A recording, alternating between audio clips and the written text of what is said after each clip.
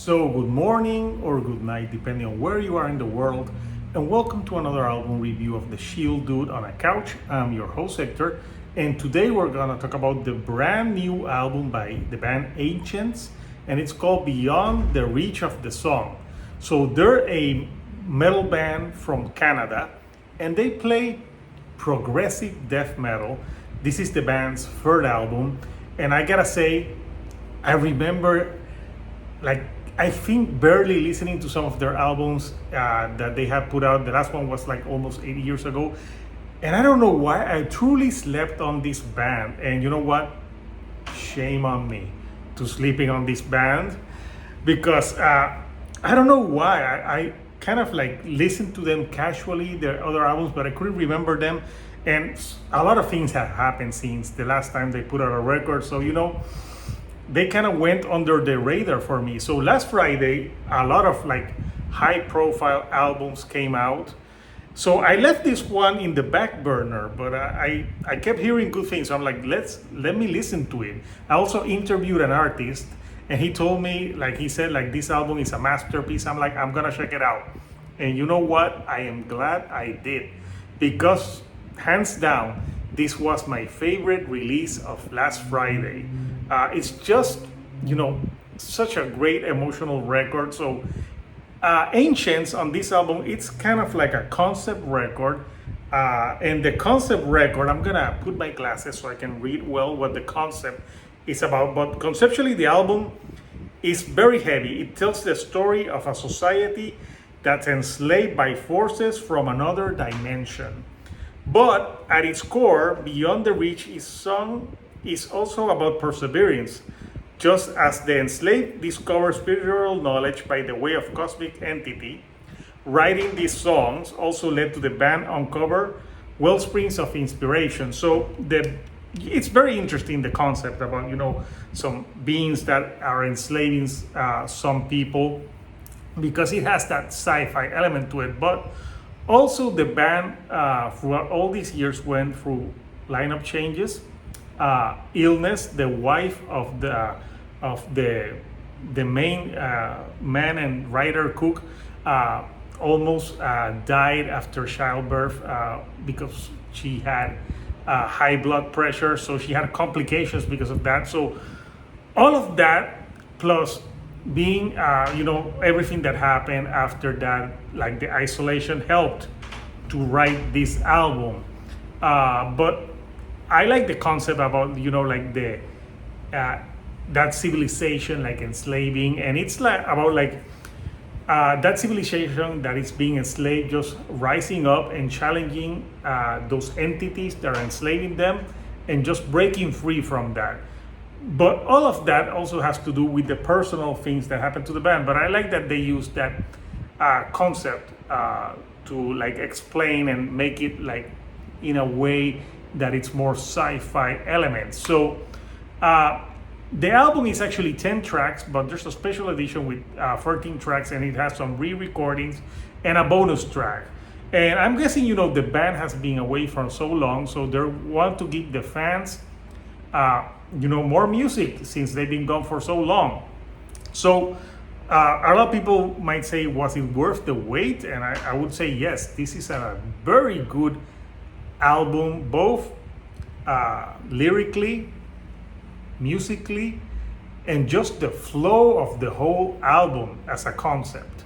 The album starts with two songs that I really think start very strong with.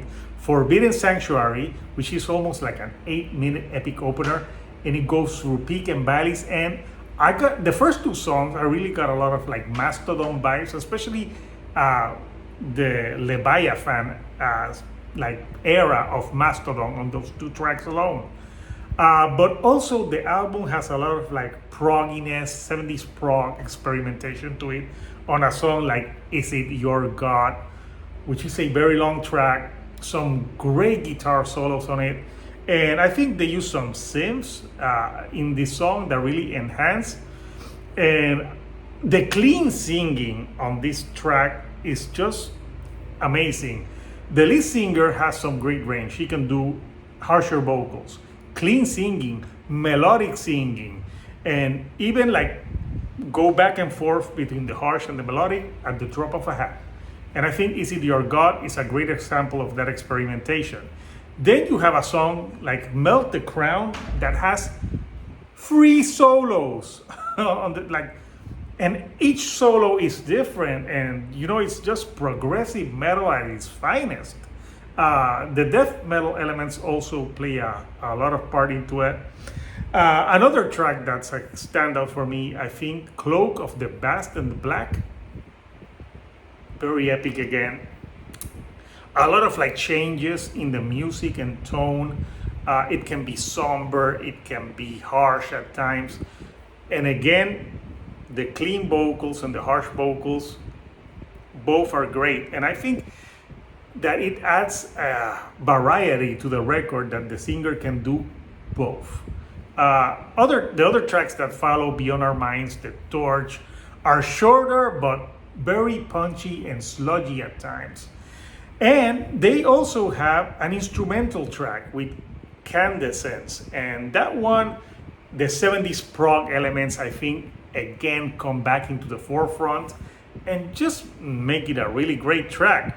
And then they finished the initial album, the 10 songs, with the In the Absence of Wisdom, and again, more great solos, and just epic in nature. And this album as a whole feels like an epic, like sci-fi movie to me, in the way that it's structured.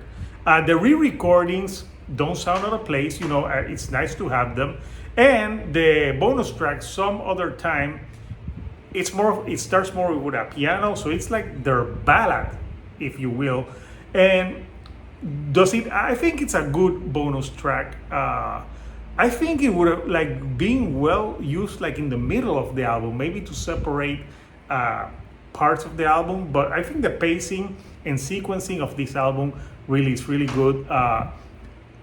It really kept me engaged, and I just love the musicianship, that they have on this album. This is an album that it's just great. Amazing record. I'm glad that I did not slept on it, and I want to see what this band does in the future, because this is just my favorite album of this week, and I'm sure it's going to be an album that I will revisit at the end of the year on my top 25. So I want to know from you, Couchers, what do you think of Beyond the Reach of the Song by Ancients? Comment what are your favorite tracks down below. And if you like the videos, do not forget to give me a like, and do not forget to subscribe. That helps me with the YouTube algorithm to get to more people like yourself.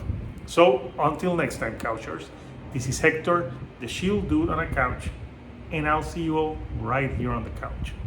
Thank you and goodbye.